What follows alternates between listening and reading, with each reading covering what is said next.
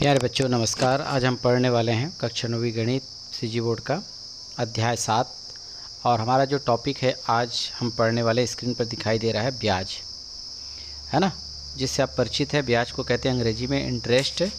और ब्याज हमारे पास दो प्रकार से होता है, एक होता है साधारण ब्याज, दूसरे को कहते हैं चक्रवृद्धि ब्याज। साधारण ब्याज से आप परिचित होंगे, 6वीं 7वीं 8वीं से पढ़ते आ रहे हैं। इसको अंग्रेजी में सिंपल इंटरेस्ट यानी SI कहते हैं। चक्रवृद्धि ब्याज को कहते हैं कंपाउंड इंटरेस्ट यानी CI कहते हैं। देखिए दोनों में क्या अंतर, पहले थोड़ा सा बेसिक जन नॉलेज हमको समझ लेना है। साधारण ब्याज क्या होता है, किसी राशि पर, जैसे मान लो जो हम किसी महाजन से हम कोई रुपए उधारी लेके आते हैं। एग्जांपल के तौर पे हम मान लो जाए 5000, तो 5000 उधारी लेके आते हो, क्या कहलाएगा, मूलधन। ठीक है, इसको हम P कहते हैं ना, प्रिंसिपल। ठीक है, यानी मेन राशि क्या है, मूलधन होता है, जिस पर हमको ब्याज की गणना करनी पड़ती है।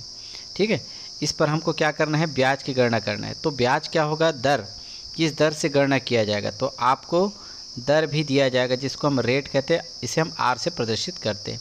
मान लो जाए 5% दर है, यानी कि 100 में 5 रुपये, सीधी सी बात। अब आता है समय, यानी अवधि को बताता है कितने समय के लिए हमको वो पैसा चाहिए, तो उतने समय तक का हमको ब्याज देना पड़ेगा। मान लो जैसे समय ले लेते हैं 2 वर्ष, यानी 2 वर्ष तक के लिए हमको पैसा उधारी में चाहिए, तो हमको कितना ब्याज देना पड़ेगा। तो ये जो ब्याज कहलाएगा वो क्या होगा, साधारण ब्याज कहलाएगा। तो कैसे ज्ञात करते हैं साधारण ब्याज, आप पढ़ते आ रहे हैं, यानी मैं शॉर्टकट लिख दूँ, सिंपल इंटरेस्ट यानी PRN/100। ठीक है ना। P क्या होता है, मूलधन यानी 5000 है, दर कितना है 5 और समय कितना है 2 और बटा 100। 2 शून्य 2 शून्य कट गया, 50 गुना 5 गुना 2 बचेगा आपके पास। तो 50 गुना 2 कितना होगा, 100, और 100 में 5 का गुना कर देंगे तो कितना आएगा, 500 रुपये। तो इस तरह से यहाँ पर क्या आ गया, 500 रुपये हमारे पास ब्याज आ गया। तो यही कहलाता है सिंपल इंटरेस्ट।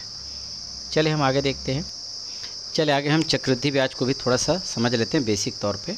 हमें समझ में आ गया कि साधारण ब्याज क्या होता है कि हम निश्चित अवधि के लिए कोई अमाउंट उधारी में लाते हैं, तो हमें निश्चित अवधि के बाद हम उसको जमा कर देते हैं ब्याज के साथ, वह जो है साधारण ब्याज के रूप में स्वीकार होता है। यहाँ पर हम बात करेंगे चक्रवृद्धि ब्याज के बारे में, जिसे हम CI के बारे में। चक्र से संबंधित है, वो घूमते रहता है।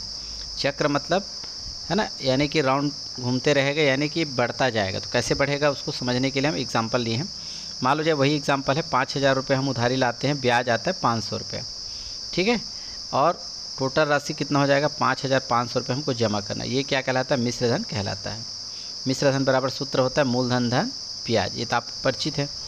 ये तो सिंपल इंटरेस्ट का अंतर हो गया। लेकिन मान लो ये पैसा आप जमा नहीं कर पाते हैं उस व्यक्ति को, सामने वाले को, तो यही राशि क्या हो जाता है, नया मूलधन बन जाता है। नया मूलधन मतलब 5500 रुपये पे ब्याज देना पड़ेगी। अभी किस पर दिए थे, 5000 पर, तो ये नया मूलधन बन जाएगा अगले साल के लिए 5500। हो सकता है इसका ब्याज आ जाए 600 रुपये।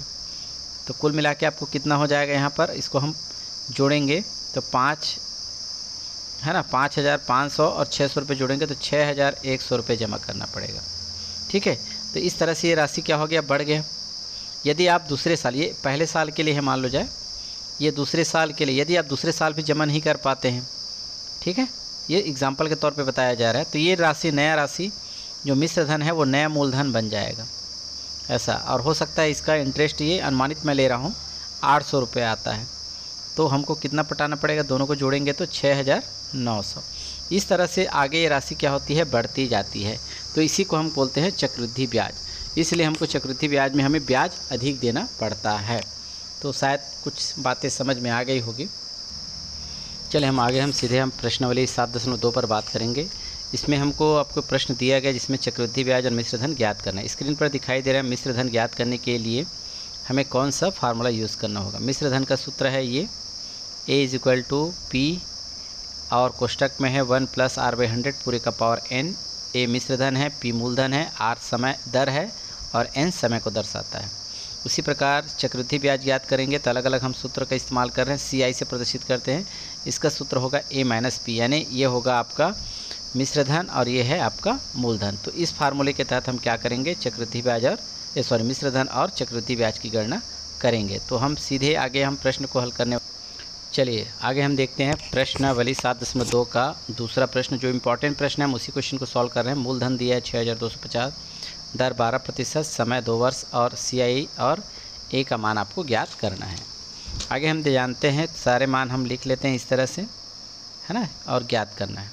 हमारे पास फार्मूला है मिश्र धन का, जिसमें हम ए का मान ज्ञात करेंगे। तो पी का मान हमारे पास दिखाई दे रहा है 6250, कोष्टक के अंदर है 1 प्लस आर का मान हमारे पास दिख रहा है 12/100 और पूरे का पावर एन, एन का मतलब है समय 2। अब इसमें से हम थोड़ा सरल करते हैं, देखते हैं कि किस रूप में होगा। 6250 कोष्टक के अंदर है 12 और 100 को हम कैंसिल कर सकते हैं, और ये हम कर सकते हैं कितने, 4 से भी कर सकते हैं, 4 तिया 12 और 4 25 100। तो 1 धन 3 बटा आया 25 और पूरे की घात 2। आगे हम प्रोसेस करेंगे तो 1 के बराबर मिलेगा 6250। अब इसको अंडरग्राउंड कैसे हल करते, थोड़ा सा तरीका बता देते। एक है ना, 1 + 3/25 लिखा है, 3/25। तो इसको आप इसके साथ गुना करेंगे तो 25 है ना, 25 एकम 25 गुना करने पर और 3 जोड़ेंगे तो कितना होगा 28। तो 28/25 इसको हम क्या कर सकते हैं, लिख सकते हैं।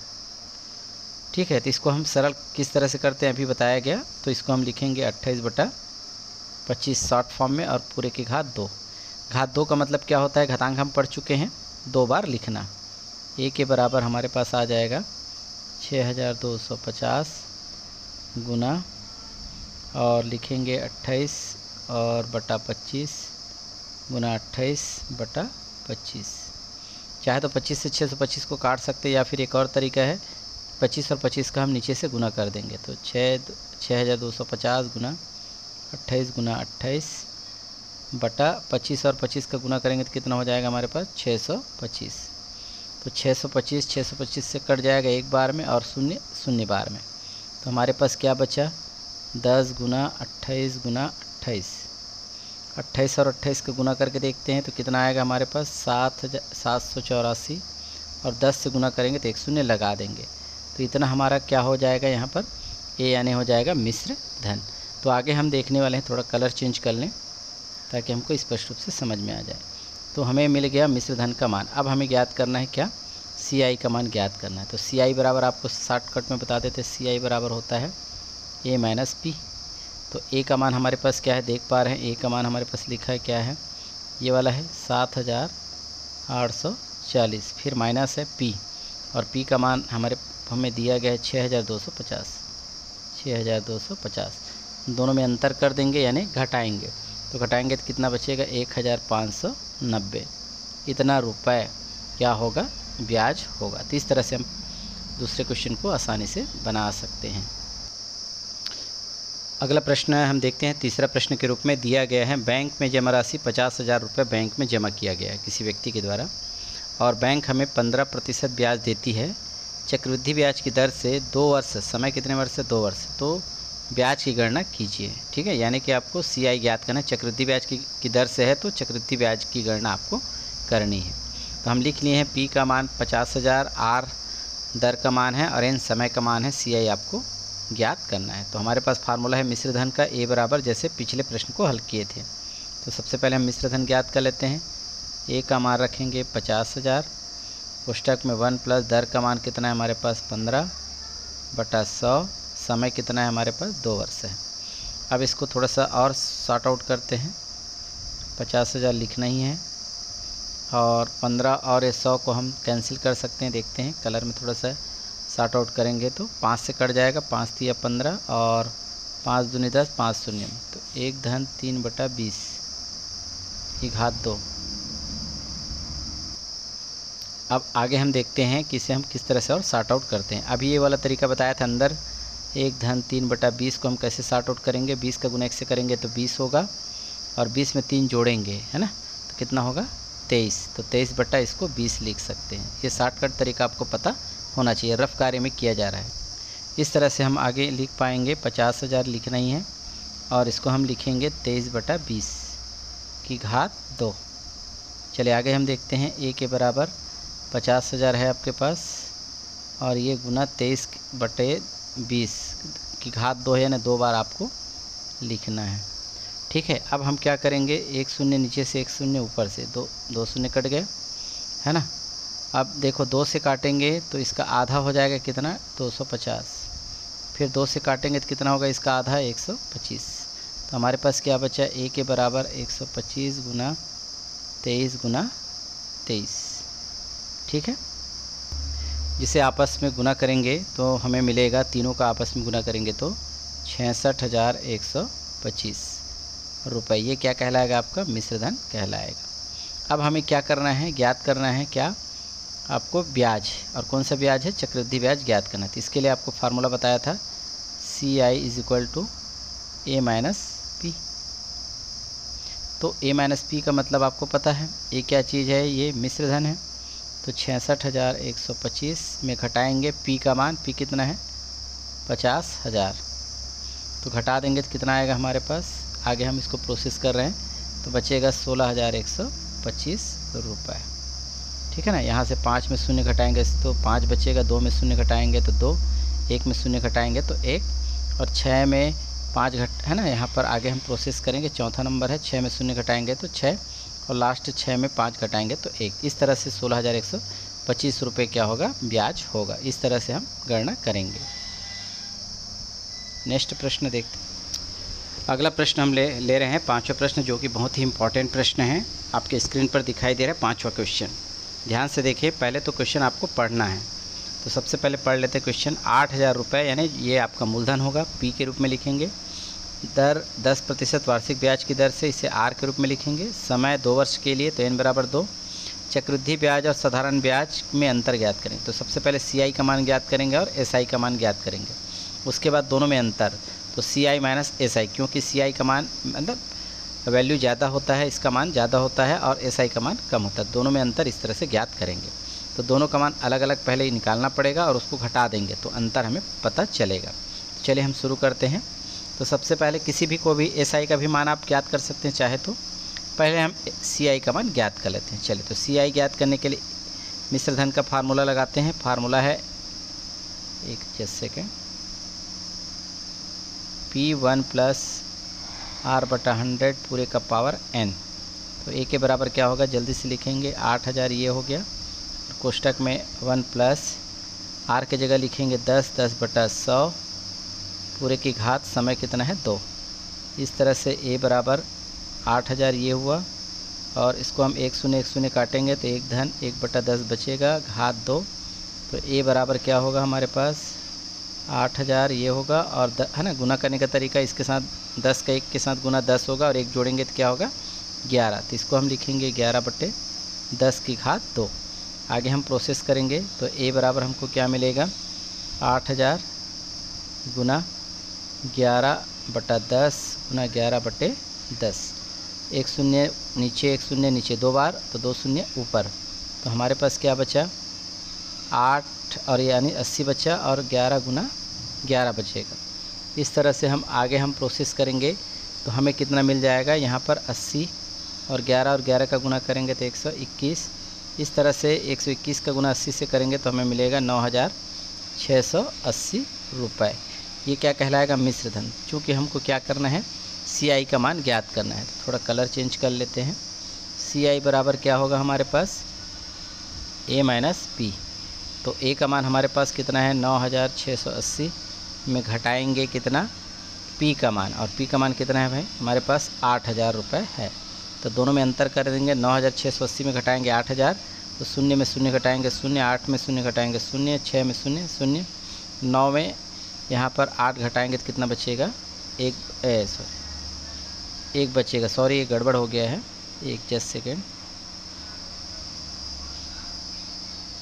है ना 00080 में 06006 आएगा, 9 में 8 घटाएंगे तो 1, यानी 1,600 रुपये आएगा। इतना हमारे पास क्या होगा, CI का मान होगा। तो हमें ज्ञात करना है SI का भी मान। नेक्स्ट पेज में हम देखते हैं, है ना। अब हम SI का मान ज्ञात करना है। साधारण ब्याज बराबर मूलधन दर गुना समय बटा 100 होता है। तो P का मान हम लिखेंगे 8,000, और दर कितना प्रतिशत है हमारे पास, 10%, और समय कितना है 2 वर्ष बटा 100। 2 0 ऊपर, नीचे से 2 0 ऊपर से कट गया, तो SI बराबर क्या बचा, 800 गुना 2। तो SI का मान कितना आ गया हमारे पास, 8 दूनी 16, यानी और 2 0 लगा देंगे तो 1,600 रुपये हमें SI का मान निकल आया। और पिछले में देखे थे CI का मान कितना आया था हमारे पास, 1680 रुपये। CI का मान हमें 1680 रुपये मिला था। देख लेते हैं, पिछले वीडियो में पेज में शायद मैं त्रुटि लिख दिया था, मैं सुधार दिया हूँ 1680, सॉरी है ना। तो यहाँ पर घटाते समय थोड़ा त्रुटि हो गया था, तो इतना आया था CI का मान। और अभी हम नेक्स्ट पेज में देख पा रहे हैं, है ना, SI का मान कितना है 1600 रुपये। तो दोनों में हमको अंतर करना है, तो अंतर हम लिख पाएंगे, कितना हो जाएगा CI माइनस SI। तो CI का मान हमारे पास है 1680 रुपये और SI का मान है 1600 रुपये। दोनों में अंतर स्पष्ट है, 1680 कहेंगे या 1600 घटा देंगे तो 80 रुपये बचेगा। तो ये क्या होगा, दोनों में अंतर आएगा, 80 रुपये अंतर। ठीक है ना, ये आपका आंसर होगा। इस तरह से हम आसानी से क्वेश्चन को बना सकते हैं। यदि वीडियो अच्छा लगे तो आप इसे लाइक शेयर करें और अपने दोस्तों के साथ, है ना, इसे बांटें ताकि हमें मोटिवेशन मिल सके और हम नए नए आपके लिए सवाल तैयार करके लाते रहेंगे। Thank you. चलिए 10वां प्रश्न, जिसमें हमको गणना तिमाही करना है। ठीक है, तिमाही गणना के लिए हमारे पास प्रश्न तो है 10,000 रुपये का 12% वार्षिक ब्याज की दर से 6 माह का हमको CI ज्ञात करना, चक्रवृद्धि ब्याज गणना तिमाही की जाए। तो सबसे पहले तिमाही को समझ लेते हैं। अभी तक हम वार्षिक गणना कर रहे थे। वार्षिक का मतलब होता है साल में एक बार, वार्षिक का मतलब है 12 महीने में एक बार, अर्थात एक वर्ष में एक बार गणना हो रहा था। तो चलिए व्यवहारिक चीज़ पहले समझ लेते हैं। वार्षिक में हम क्या कर रहे थे, एक, है ना, वार्षिक में एक बार गणना किया जाता है। यदि हम 6 माही की बात करें तो 6 माही में, क्योंकि 6 माह और 6 माह मतलब 2 माह, 6 माह को 2 जोड़ेंगे तो 12 महीने होता है।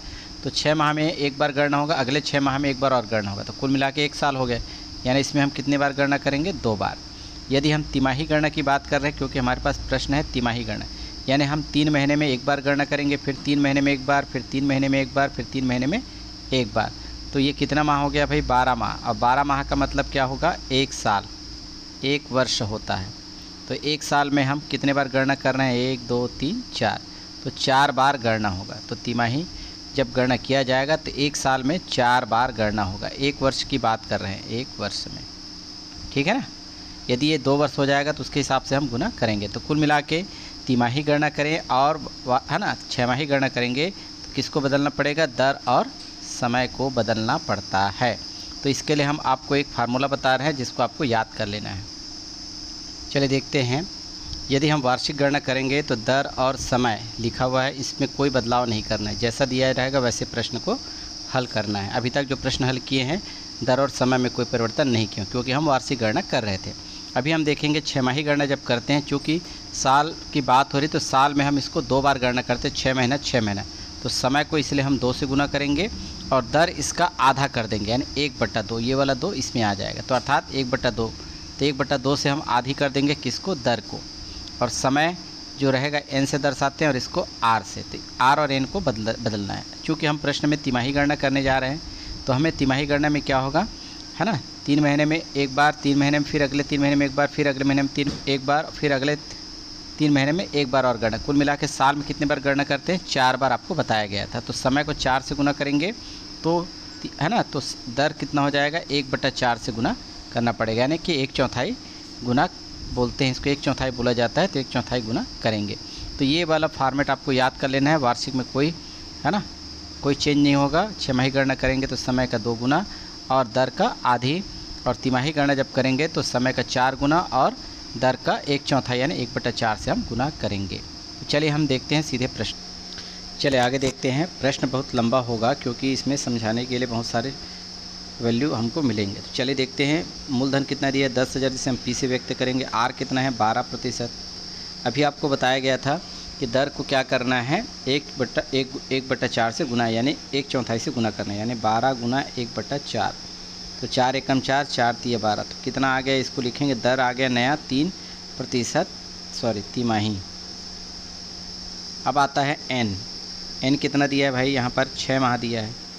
क्योंकि ये वर्ष में होना चाहिए था तो सबसे पहले तो आपको वर्ष में बदलना पड़ेगा। यदि प्रश्न ध्यान में रखेंगे, कोई भी प्रश्न यदि माह में दिया है तो सबसे पहले वर्ष में बदल दीजिए। 6 माह बराबर 1/2 वर्ष होता है, यानी हाफ वर्ष होता है। पता है ये कैसे आया, आपको यहाँ पर हम क्लियर थोड़ा सा बता देते हैं। क्योंकि 12 महीने का कितना होता है, 1 वर्ष होता है, ठीक है।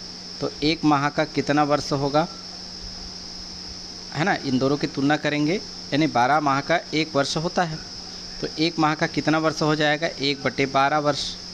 समझ आ रहा है, क्योंकि कम के लिए भाग करेंगे, पिछले वीडियो में भी आपको बताया गया था, है ना। और अब हमें 6 माह का ज्ञात करना, तो 6 माह, तो ये इससे ज़्यादा है, तो ज़्यादा के लिए क्या करेंगे, हम गुना करेंगे। तो 6 है ना, तो 1/12 पहले से है, गुना 6, तो इस तरह से 6 एकम 6 दूनी, तो 1/2 वर्ष आएगा। तो सबसे पहले हमें क्या करना है, माह को वर्ष में इस तरह से बदल देते हैं। आप लोग वीडियो स्किप करके चलाएंगे तो पूरी बातें समझ में नहीं आएगी, इसलिए प्रश्न को पूरी तरह से आप देखें, सवाल का हल तभी क्लियर होगा। तो 1/2 वर्ष में आ गया है, आपको बताया गया है कि समय को हमको 4 से गुना करना है, तो 1/2 दिया गया है, इसको 4 से गुना करेंगे, तो 2 एकम 2 दूनी, तो क्या आ जाएगा 2, है ना। 2 यहाँ पर समय को बता रहा है ना, 2 तिमाही कहेंगे इसको। तो हम नया मान n की जगह क्या लिखेंगे, 2 लिखेंगे, और r की जगह क्या लिखेंगे, 3। तो चलिए, हम सबसे पहले हमको पूछा गया था चक्रवृद्धि ब्याज की गणना कीजिए। तो a बराबर हमको फार्मूला पता है, P1 + R/100 पूरे का पावर n। तो a के बराबर हम लिख पाएंगे, p का मान हमारे पास कितना है, 10,000 रुपये है, 10,000 लिखिए, 1 + r का मान हमारे पास नया आ चुका है 3/100, और समय का मान कितना है हमारे पास, देख पा रहे हैं 2। आगे हम इसको हल करेंगे, तो a के बराबर हमको क्या मिलेगा, 10,000 तो है, और इसको गुना करेंगे 100 का, 1 से गुना करेंगे तो 100 होगा, और 3 जोड़ेंगे तो 103, तो 103 बटा क्या लिखेंगे, 100 की घात 2। घात 2 का मतलब आपको पता है 2 बार गुना के फॉर्म में लिखेंगे। ये हो गया 10,000, गुना लिखेंगे 103/100 गुना 103/100। अब हम इसको कैंसिल करने के लिए थोड़ा कलर चेंज कर लेते हैं, 2 शून्य नीचे से 2 शून्य ऊपर, 2 शून्य नीचे से 2 शून्य ऊपर, यानी ये पूरा कंप्लीट कट गया। बचा क्या आपके पास, a के बराबर बचा 103 गुना 103।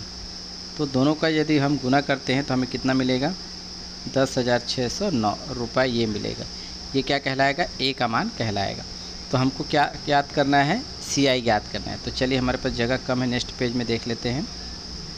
चलिए देखते हैं, CI ज्ञात करने के लिए हमारे पास फार्मूला है a - p, और a का मान अभी हम ज्ञात किए थे 10,609 रुपये, और हमारे पास p कितना था, मूलधन 10,000 रुपये था। 10,000 रुपये को हम क्या करेंगे, घटा देंगे। तो क्लियर है, 10,609 में 10,000 घटाएंगे तो 609 रुपया बचेगा।